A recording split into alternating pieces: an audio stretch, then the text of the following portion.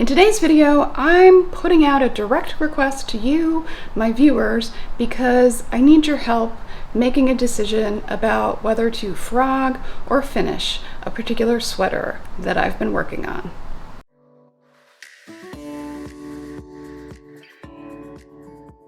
Hi, welcome to Music Maker. I'm Harriet. If you're new here, welcome. If you're a returning viewer, welcome back. So my goal for the upcoming month is to post a series of videos. I'm envisioning it as being possibly a daily upload. So what I want for these videos is to kind of do a deep dive on the specific projects that I'm feeling overwhelmed by, or that I'm struggling with a little bit, or that I've kind of stalled a little bit on.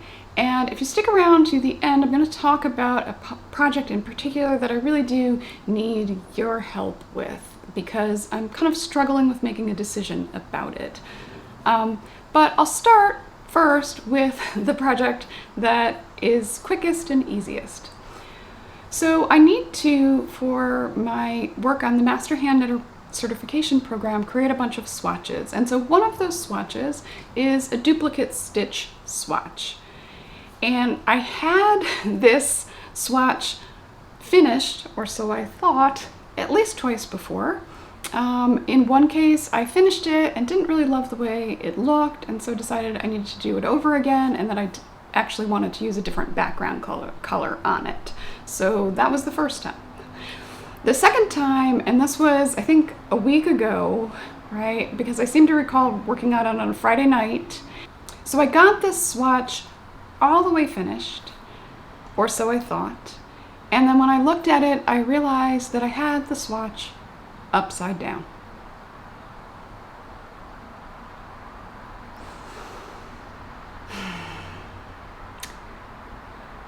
Yeah. So there's no way that's going to fly with the Master Hand Knitter Certification Evaluation Committee, which meant I had to pick out all the duplicate stitching that I had done and do it over again. And I knew at the time, I was like, okay, just pick the stitches out and go to bed. And then tomorrow is another day and you'll start it over again. And then, probably no surprise, woke up the next morning and was like, yeah. And I haven't done it. And it's not that it's a particularly difficult task, I just need to do it. But I think that it's, having done it twice, at least twice before, not wanting to get going on it. So that's something that I need to pick up and work on. The second project is one that I've mentioned in previous podcasts. So I began working on the Stella quilt cushions. That is a really hard name to say. The Stella quilt cushions by Laura Penrose. And if you've done her Sweet Shop blanket pattern, it's very similar to that. And I definitely like the pattern and the result. But I'm at the point now where I have to do the garter stitch backing on each of the cushion fronts. And as I've mentioned in a previous podcast, that's a slog, right? It's taking a while. But I am nearly done, right? So I have actually finished 3 of the 4 cushions. So I finished 2 of them completely and put the pillow inserts, and I'll put some footage here to show that.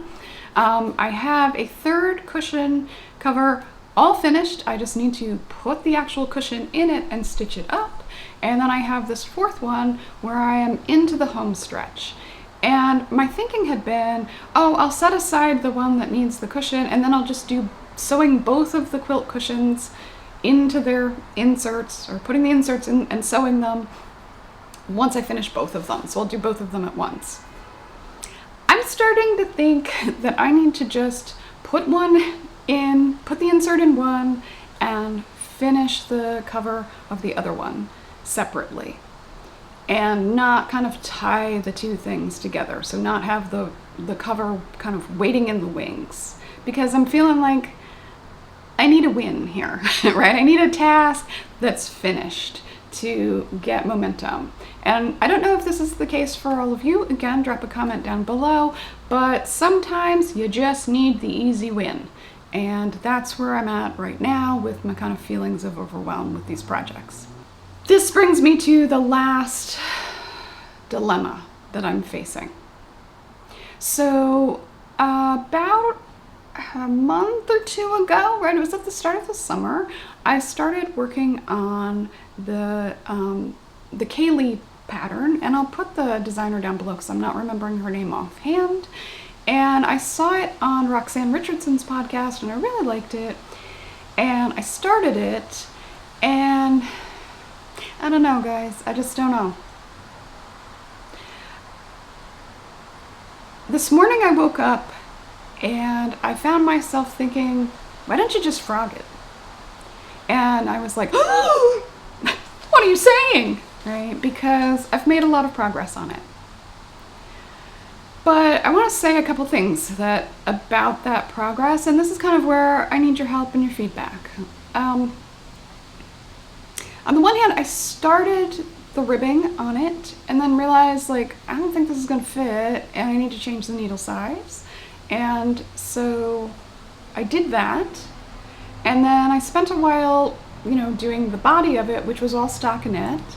And I remember kind of registering in the back of my mind, just get through it, just get through it, just get through it, which is sort of an indication for me that maybe I'm finding it, as I like to say, a bit of a slog, but I kind of thought, no, it's okay, it'll be okay. And, I was really looking forward to getting to the lace portion of it. And so I got to the lace portion of it and started on that and worked through a couple of the lace repeats and then set it aside. So I picked it back up after having set it aside for a couple weeks and looked at it thinking, oh, I'm almost, kind of done with the lace section, and realized no, there's a couple more repeats of that. And I thought, well, that's okay. I don't mind. I like doing lace. It's all right. And then I began making mistakes on the lace pattern, because a couple of the rows, like sort of later in the pattern, are not rest rows.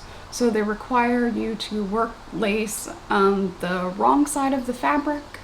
And that means doing, purl two together, but more importantly, slip purl. And slip purl is always kind of a finicky little stitch, but it becomes that much more so when it's a slip purl where you're, kind of purling together both a stitch and a yarn over. And so at least twice in this process, I have dropped a stitch or forgotten to do a yarn over on one of those return rows. So there has been cursing, very vehement cursing. And then as I've been working on this as well, I kind of liked the construction of it, but as I've sort of looked at how it's shaping up, I've begun to have this sinking feeling that it isn't really going to look that good on me. And I think part of that is because it doesn't have like designated sleeves. It's sort of this lacy